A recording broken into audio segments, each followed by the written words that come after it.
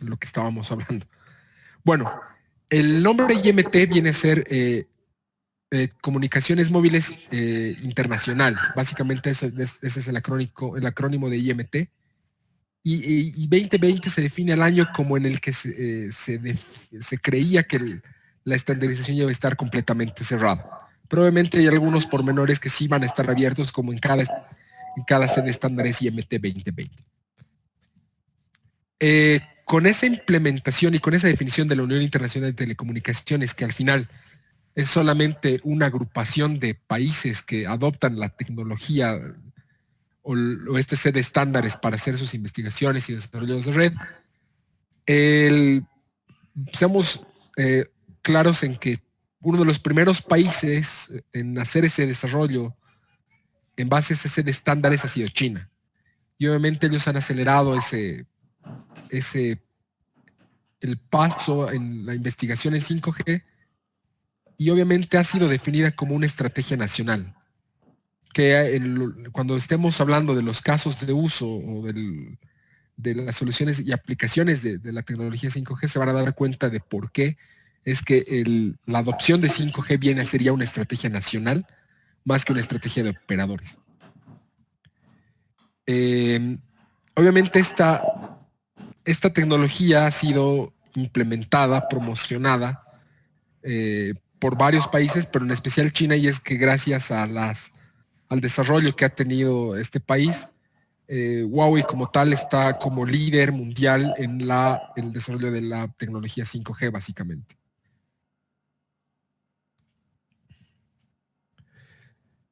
Ahora hablemos de los desafíos que se van a dar en la era 5G. Les mencionaba al principio que tenían un material de apoyo que les había dejado, que en realidad es un video de YouTube.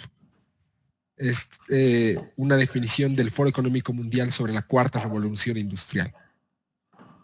Y obviamente estamos en los albores de esa revolución industrial, en lo que básicamente se define como que la conjunción de sistemas cibernéticos, biológicos y de manufactura, todo en uno. Entonces, esa adopción de tecnologías para el mejoramiento industrial y obviamente el crecimiento económico van a tener el desafío de tener muy altas velocidades por las aplicaciones que se van a dar en un mundo tecnológico, en un mundo conectado. Conexiones masivas, básicamente por la cantidad de dispositivos conectados que se van a tener en una red móvil. Ya no estamos hablando de solamente personas, estamos hablando de aplicaciones de Internet de las Cosas, Internet vehicular, estamos hablando de sensores, estamos hablando de mascotas, estamos hablando de dispositivos wearables, los relojes, etcétera. Van a requerir cierto nivel de conectividad hacia una red móvil para evitar tener problemas, y obviamente la cantidad de dispositivos que se piensa tener por kilómetro cuadrado llega a ser de 1 millón más o menos. Y obviamente uno de los grandes desafíos viene a ser la muy baja latencia que se puede ofrecer en una vía de comunicación de extremo a extremo. Ese es uno de los grandes problemas por los que todavía las redes tradicionales tienen cierto nivel de, llamémoslo, baja confiabilidad en lo que es latencia, cosa que va a ser un desafío para la era 5G. Ahora, para ir entrándonos un poquito más a lo que se ha definido por la Unión Internacional de Telecomunicaciones y su visión a lo que vendrían a ser las comunicaciones móviles terrestres para el 2020, se van a dar cuenta que este triangulito que tenemos a la izquierda es bastante común, es básicamente lo que resume la visión de 5G a nivel de conectividad. Estamos hablando de que tenemos la banda ancha inalámbrica mejorada, en la que se esperan tener velocidades de hasta 10 gigabits por segundo en capacidades de celdas. Estamos hablando de el URLLC o conexiones de ultraconfiables de baja latencia, en las que se desearía llegar a conexiones que tengan un retraso de comunicación extremo a extremo de 1 milisegundo y obviamente lo que viene a ser la comunicación de máquinas de forma masiva. Y lo que les mencionaba, se tiene una visión de que en algún momento vamos a tener a llegar 1 millón de conexiones por kilómetro cuadrado. Hablamos que básicamente vamos a tener 1 millón de conexiones por celda, si es que consideramos que el área de cobertura de una celda es más o menos de 1 kilómetro cuadrado en cierta parametrización de radiofrecuencia. ¿Cuál es la comparación a lo que se definiría como banda ancha inalámbrica? Estamos hablando que el tráfico como tal se espera que va a tener un factor de crecimiento de hasta 1000 veces lo que se trafica normalmente en una red legada 4G. No sé si han tenido la oportunidad de experimentar con los sets de realidad virtual. Ya son dispositivos de interactividad social. Y de hecho, esta es una cita de Mark Zuckerberg, que es el CEO de Facebook, en el que él mismo ha desarrollado junto a Facebook los productos de Oculus, que ya vienen a ser realidad virtual nómada, es decir, sin necesidad de tener un dispositivo conectado. Y lo que se quiere a nivel de operación y mantenimiento de red es que la inteligencia artificial va a ser fundamental para poder solucionar problemas de extremo a extremo.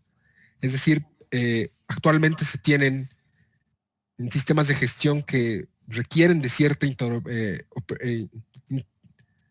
requieren cierta interacción humana para poder detectar algunos errores, y lo que se quiere es que justamente esta interacción humana se reduzca a la mínima expresión, de tal forma de que ya tengamos elementos supervisores con inteligencia artificial integrada. En lo que viene a ser conexiones de muy baja latencia, ya hablamos de autos conectados o de manufactura inteligente, que es fundamental para la adopción de la industria 4.0, la cuarta revolución industrial. Y obviamente a medida que la población mundial y la cantidad de dispositivos vayan conectando, se espera que para el año 2025 ya se tenga 1000 billones o 1 billón en nomenclatura latina, digamos, como lo mencionamos en nuestro léxico español. Estamos hablando de 1 seguido de 12 ceros de conexiones a nivel global, en relación a los 20,000 millones de conexiones que se tienen actualmente, más o menos. Entonces se pueden esperar grandes cosas y obviamente esa va a ser parte de la visión de lo que es el 5G por la Unión Internacional de Telecomunicaciones. Estas aplicaciones como realidad virtual, realidad aumentada o realidad mixta van a tener un gran incremento de velocidad. Si hablamos de las conexiones del Oculus Rift o del Oculus Touch, por ejemplo, que son dispositivos de realidad virtual que necesitan cierta interconexión con una PC, por ejemplo, hablamos que mínimamente necesitamos una conexión de USB tipo C, que en promedio da velocidades de 10 gigabits por segundo. Ahora, si queremos hacer que todo ese procesamiento pesado que se tiene en una PC vaya a hacerse de forma nómada o un dispositivo ligero, todo el procesamiento tiene que estar en una aplicación de nube donde se procesa todo el procesamiento gráfico, el renderizado de imágenes, etcétera, con latencias muy bajas, y eso obviamente va a tener grandes necesidades de velocidad. La realidad aumentada, como ustedes saben, es ver dispositivos virtuales sobre la realidad que nosotros tenemos, y la realidad mixta es donde ya podemos hacer fusión de nuestro escenario de realidad virtual con nuestro escenario real. Y estos son casos que ya se han ido dando a nivel global. Si hablamos netamente de lo que son los recursos gráficos de la realidad virtual como ejemplo, o con la cantidad de color, la cantidad de bits de profundidad de color que se necesitan, y la tasa de refresco de imágenes en los dispositivos de realidad virtual, podemos ver que nosotros todavía a nivel global estamos en una época pre-realidad virtual de forma masiva. Si tienen la oportunidad de ver o de experimentar la realidad virtual con el Oculus Rift, el Oculus Quest, etcétera, con esos dispositivos de realidad virtual, tienen un promedio de relación de imagen de 1080 píxeles por 1200 píxeles. La profundidad de color es de 8 bits y la tasa de refresco es de 90 tramas por segundo. Eso va a requerir un ancho de banda típico de 50 megabits por segundo. Lo que se espera de la realidad virtual inicial, llamémosla, de gama baja, esta resolución ya va a cambiar a 1920 por 1920 píxeles, con la misma tasa de refresco, pero por ese incremento en la cantidad de píxeles en la imagen ya requerimos 200 megabits por segundo. Y finalmente lo que viene a ser la realidad virtual avanzada, que se estima que va a llegar a ser comercial en los próximos 3 a 5 años, ya hablamos de 4K con una profundidad de color de bits de 10 bits y obviamente la tasa de refresco de 120 Hz. Si hablamos de los mismos esquemas de codificación en imagen, ya necesitaríamos velocidades de 1.4 gigabits por segundo por dispositivo conectado. Entonces ya viene a ser una necesidad de hablar de altas velocidades cuando tengamos este tipo de aplicaciones en nuestro mercado. ¿Cómo ha ido la evolución de la realidad virtual? No sé si han tenido la oportunidad de ver los cardboards de Google o los cardboards que se vendían en algunos kioscos, incluso aquí en La Paz. Ya se podía uno hacerse de este tipo de dispositivos, los que básicamente son dos lentes en los que la aplicación era el mismo celular. La aplicación de realidad virtual era una aplicación dentro de nuestros celulares, de nuestros smartphones, y podíamos tener un cierto nivel de realidad virtual. Estos dispositivos, al ser de cartón, son muy baratos. ¿Cuál es la dificultad que se ha tenido o que se tiene con estos dispositivos? Es que no tenemos mucho control en nuestro entorno virtual. Y obviamente no es lo que apunta el negocio de realidad virtual, era solamente una forma de mostrar una experiencia de este tipo. Luego, que es algo que todavía tenemos hoy en día y que es lo que más se dispone, es la realidad virtual con conexiones a PCs. ¿Cuáles son las experiencias que se pueden tener de este tipo de dispositivos? Se tiene una experiencia buena porque en realidad estamos haciendo que todo el procesamiento gráfico se haga dentro de una PC local. Estamos hablando de tarjetas gráficas superiores a las 970i en la gama de NVIDIA. Y la gran desventaja es que necesitamos estar cableados a la PC y este tipo de configuraciones de dispositivos puede llegar a ser costosa. Estamos hablando de $2,000. Es difícil contener el proveer contenidos porque todo el contenido es offline, es procesado dentro de la PC. Y obviamente la movilidad es muy limitada, casi nula.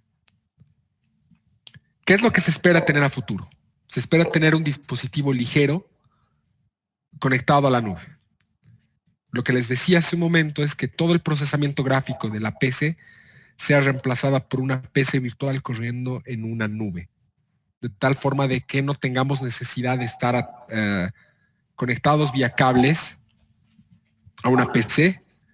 Y al hablar de servicio de cloud cuyos recursos son distribuidos entre muchos usuarios, el costo puede reducirse a en la parte de renderizado a costos muy bajos, en los que solo necesitaríamos el costo asociado al dispositivo de realidad virtual.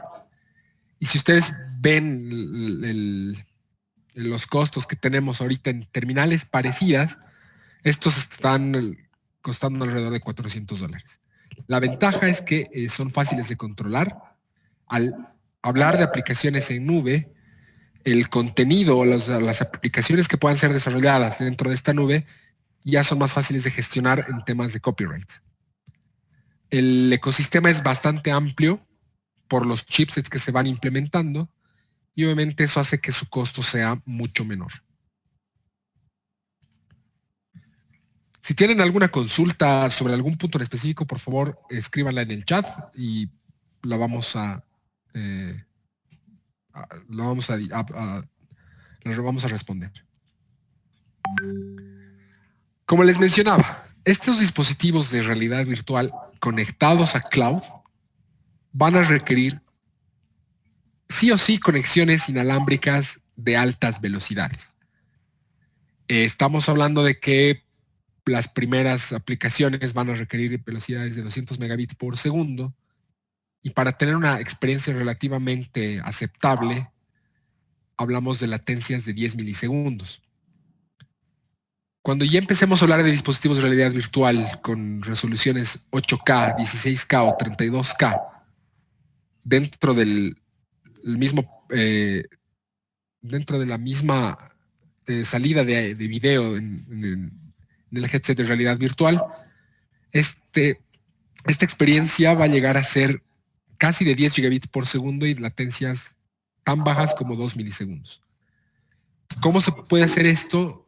Las redes que van por detrás en el backhauling, en las redes de transporte y en el core de 5G son las que me permiten hacer las latencias y las velocidades, obviamente, las tecnologías que se van a manejar como interfaces, en las interfaces de redes 5G. Experiencias similares se podrían hacer con nuevas especificaciones de tecnologías inalámbricas como Wi-Fi 802.11ax, por ejemplo, pero tenemos la gran limitante de que al ser tecnologías de casa, básicamente no tenemos grandes rangos de cobertura, por lo que obviamente va a ser un gran problema manejar este tipo de tecnologías y obviamente no tenemos ese control de latencia o de procesamiento en la red de transporte o en la red de core que me permitan reducir esta latencia a lo que se va a requerir. En conexiones IoT en grandes escalas, estas son aplicaciones que ya se están dando a nivel global. Si ustedes tienen la oportunidad en países vecinos como Argentina o Uruguay, ya podemos hacer uso de bicicletas que se rentan al público y obviamente tienen cierto nivel de conectividad para evitar robos o para saber la geolocalización de las bicicletas o algún otro elemento de transporte. La medición inteligente se está dando poco a poco y de hecho los distintos medidores que se utilizan tanto en gas, agua o electricidad ya vienen con cierto nivel de conectividad para tener sensores conectados y obviamente reducir los costos asociados a los costos operativos de mandar a gente a revisar estos medidores. Y una conjunción de estas aplicaciones de IoT, ya podríamos decir que tenemos ciudades inteligentes en las que la cantidad de información puede ser procesada en plataformas de nube con Big Data y podríamos llegar a tener soporte a decisiones políticas o gubernamentales, tanto a nivel municipal como nacional.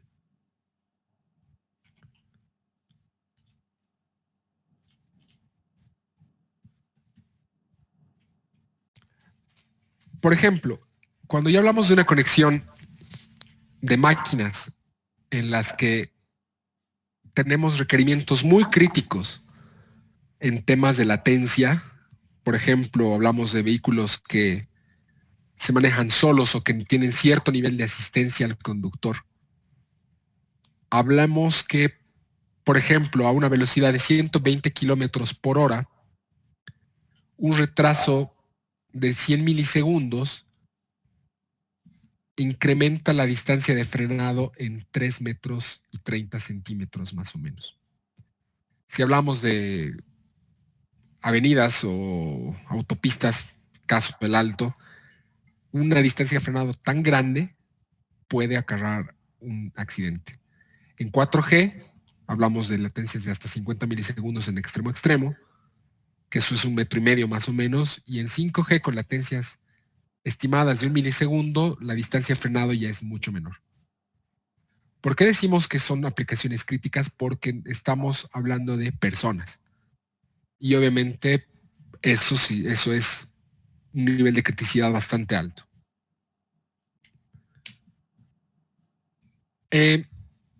Cuando tenemos incrementos en la confiabilidad de manejo al utilizar conexiones de muy baja latencia, ya podemos prescindir de elementos con los que actualmente se realiza ese tipo de aplicación o de conducción automática. Si tienen la oportunidad de leer sobre Tesla Motors, que es una compañía que hace autos que tienen cierto nivel de conducción automática, estos se basan en sensores como cámaras, sensores de radar, sensores de medición por láser para operar, y obviamente el procesamiento se hace de forma local, lo que puede llegar a acarrear ciertos problemas. En el caso de del Internet de los vehículos en 5G, esto se va a poder mejorar con nuevos elementos. Al tener cada elemento que se conduzca, o cada automóvil que conduzca, que tenga cierto nivel de asistencia, podríamos decir que todos los automóviles o todos los vehículos tienen cierto nivel de conciencia sobre los elementos que los rodean, ya sean semáforos, personas, otros autos, por lo que obviamente podríamos prescindir de algunos elementos como sensores de radar o algunas cámaras o algunas otras aplicaciones para directamente depender en cierta tecnología de interfaz de aire para el Internet de los vehículos en 5G. Al tener este tipo de información se puede cruzar con mapas de alta definición, y obviamente para poder hacer el intercambio de información entre estos sensores, la latencia tiene que ser muy, pero muy baja. Para hacer un resumen de los principales KPIs de una red 5G en relación a lo que ya se tiene de forma comercial. La latencia de extremo a extremo en 5G se tiene que llegar a tener valores de 1 milisegundo, que eso es de 30 a 50 veces los valores promedios que se tienen en una conexión 4G. El ancho de banda o la tasa de datos que se requiere para una conexión 5G van a llegar a ser de 10 gigabits por segundo, y eso es 100 veces más grande de lo que se tiene actualmente en 4G. El número de conexiones va a incrementar de forma considerable hasta tener 1 millón de conexiones por cada kilómetro cuadrado, con lo que el máximo que se tiene actualmente es de hasta 10,000 en promedio para una conexión 4G o LTE, si hacemos la comparativa con LTE categoría M o alguna de esas en conectividad. Y obviamente la diferencia fundamental de 5G más que de las radiobases, eso es algo que lo vamos a ver como una sección muy importante del curso que vamos a evaluar ahora, es la arquitectura y lo que se llama el slicing. El slicing lo vamos a ver a posteriori, porque es un concepto bastante interesante y bastante importante que define la arquitectura de 5G más allá de la radiobase. ¿Cuál es el gran cambio en lo que se tiene en tecnologías legadas?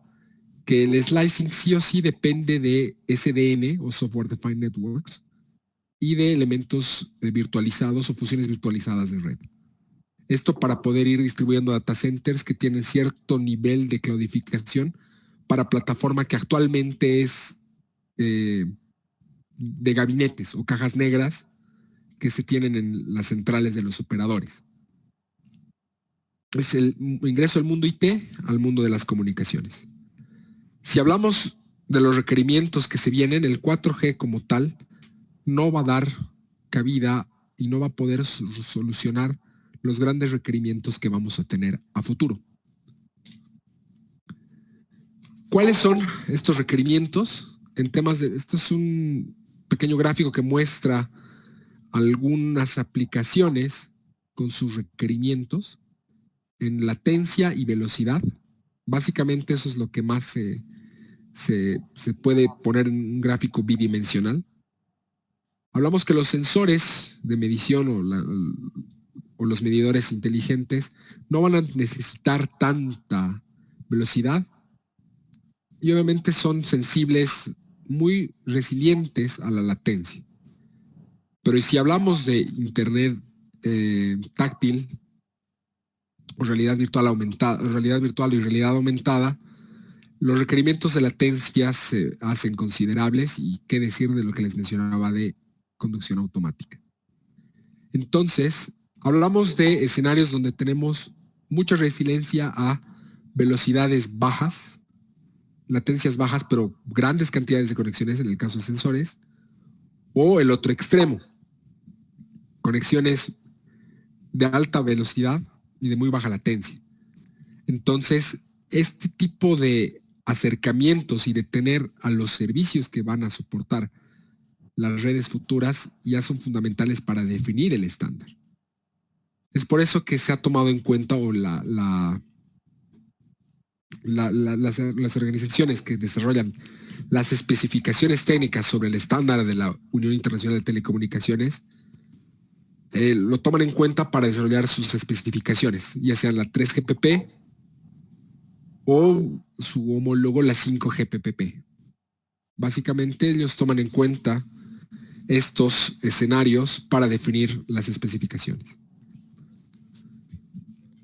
Con lo que les he mencionado, quiero que les quede claro este concepto. El 5G no solamente es una tecnología, viene a ser una plataforma que abarca básicamente todo lo que hayan podido ver en los cursos anteriores, ya sea en la parte IP o en la parte de data centers, porque esta plataforma va a dar soporte a la mayor parte de aplicaciones de tecnología que se van a dar en un futuro, ya sea en Internet móvil o Internet de las cosas, y es la plataforma para los usuarios, para su experiencia, para la industria, porque van a tener elementos industriales conectados a esta plataforma, y obviamente para los operadores, para mejorar las condiciones en las que ellos operan sus redes. Entonces, el 5G es una plataforma de nuevas aplicaciones, nuevos modelos de negocio y nuevas industrias. Y es por eso que es muy importante que se considere la adopción de 5G como un paso fundamental para el crecimiento económico de un país, en nuestro caso de Bolivia. Obviamente porque lo han hecho las grandes potencias, están tomando estas decisiones de tener adopciones de 5G como base fundamental de la plataforma que va a soportar los negocios, el crecimiento económico de los próximos años. Si hablamos de estadísticas, un estudio realizado por la Universidad de Oxford junto al Centros de Investigación de Huawei, se cree que el 24.8% del aporte económico global se va a dar solamente por tecnología digital. Eso quiere decir que un cuarto de la economía va a depender directamente de lo que les estamos hablando en estos cursos.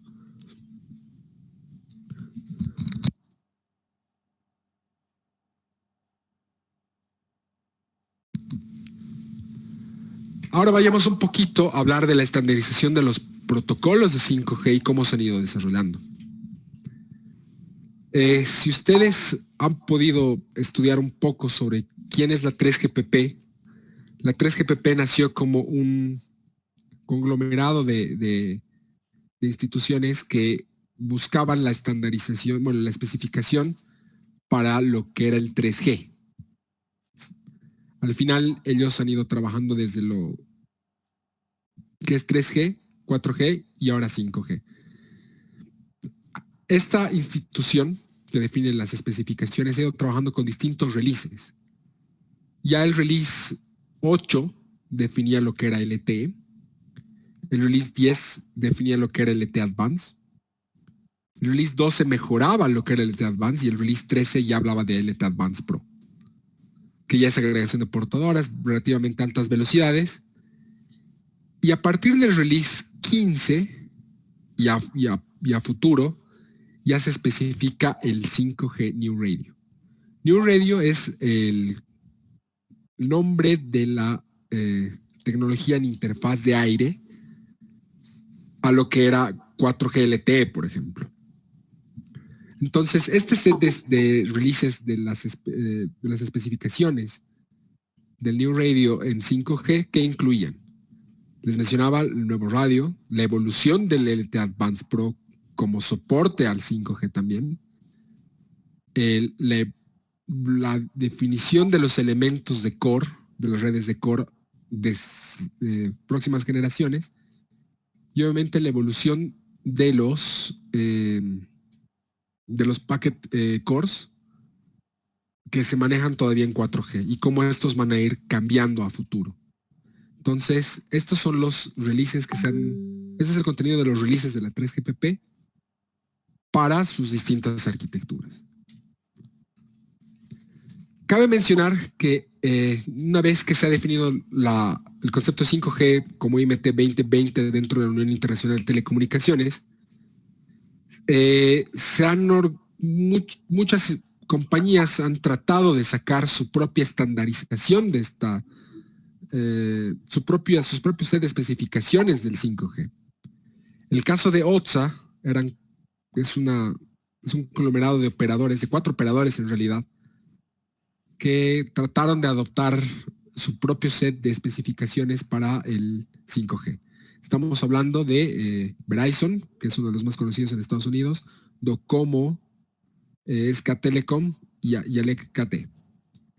Entonces, trataron de sacar su propio set de especificaciones. Por eso es que se decía que tanto Verizon ya tenía una especificación de 5G lanzada de forma comercial mucho antes de que el release de la 3GPP esté cerrado. Pero esto ha tenido sus ciertas limitantes porque estaba muy sesgado a lo que vendría a ser la visión global o la visión de extremo a extremo de la arquitectura 5G y obviamente su set de especificaciones.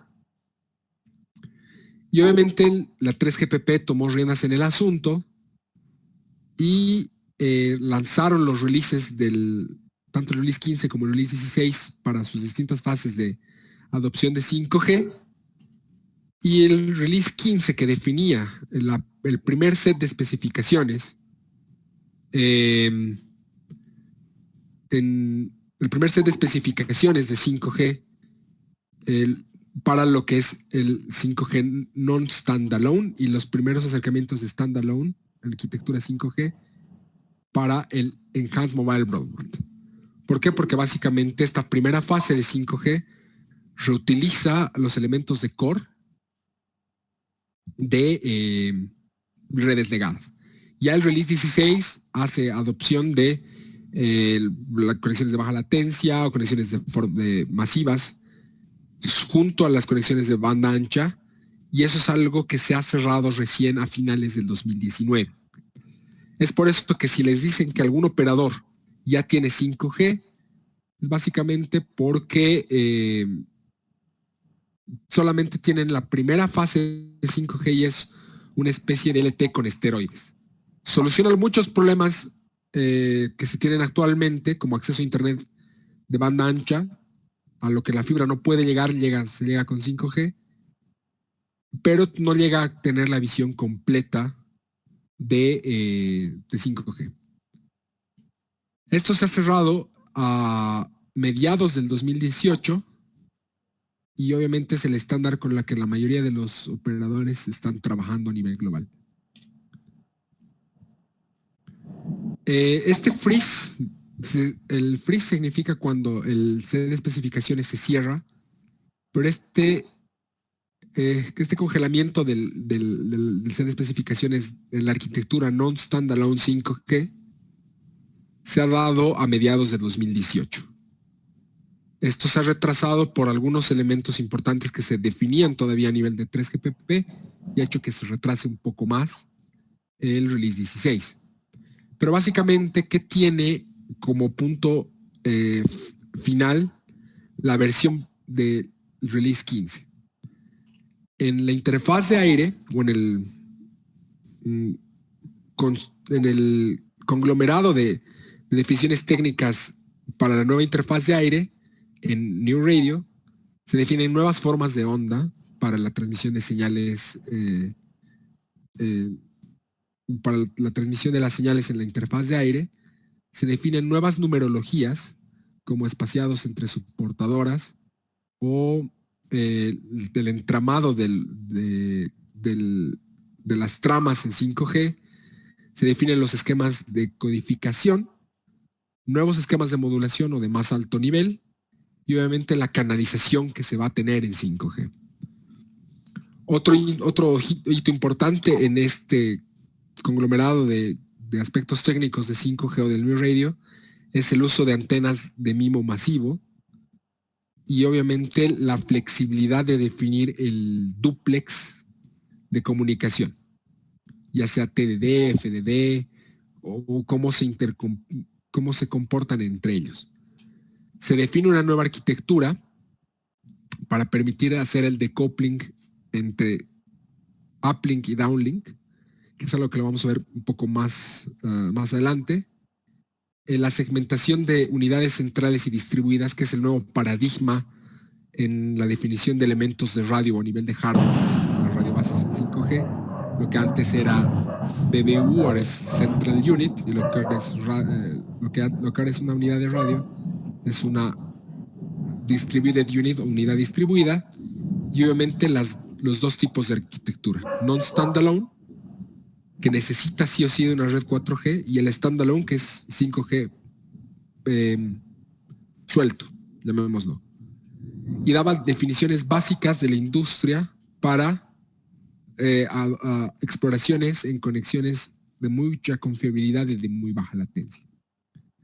El Release 16 lo que hace es completar esta visión que se tenía de 5G, haciendo los distintos aumentando las distintas condiciones a este entramado, este conglomerado de tecnologías.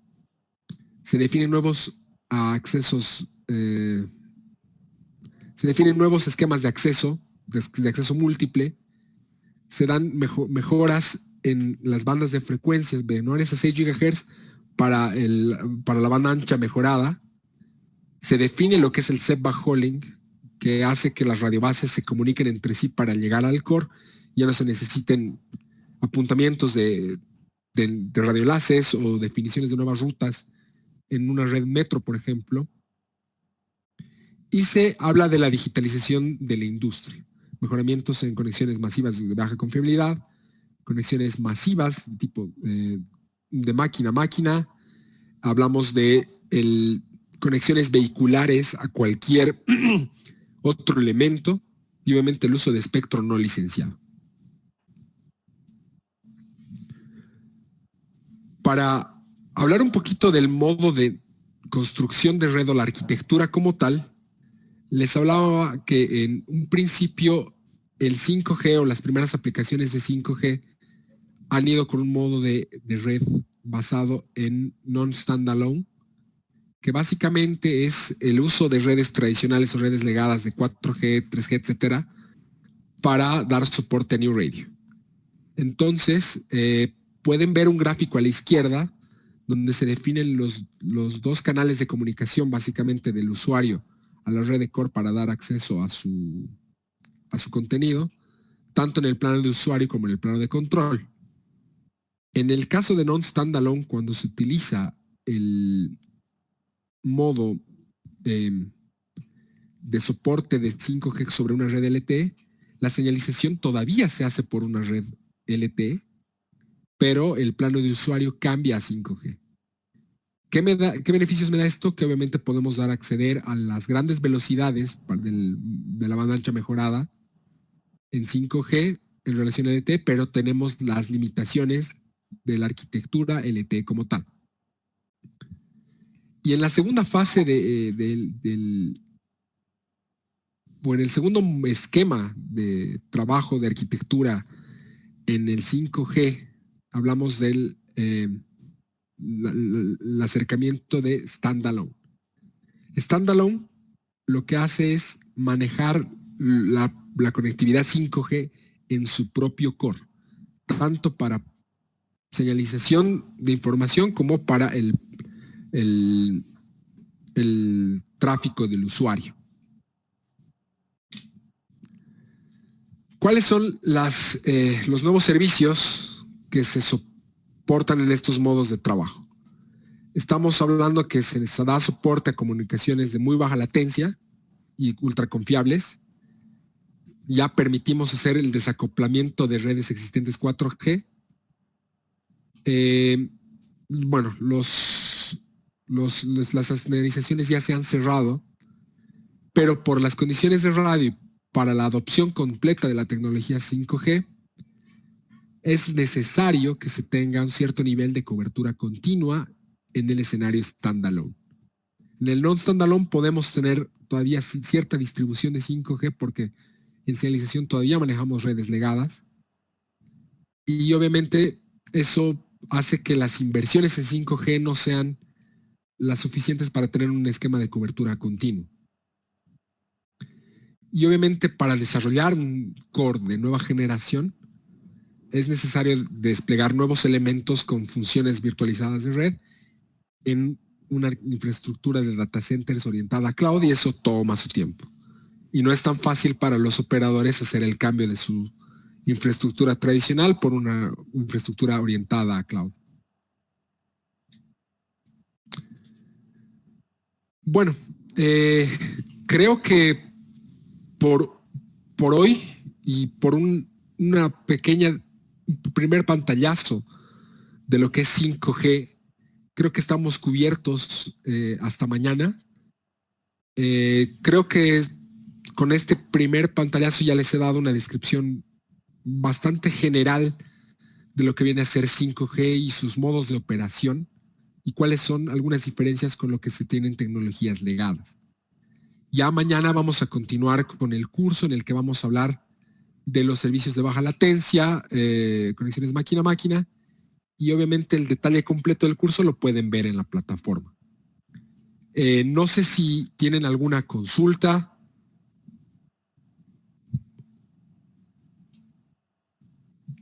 Si tienen alguna, escriban en el chat o desmuten sus micrófonos, por favor.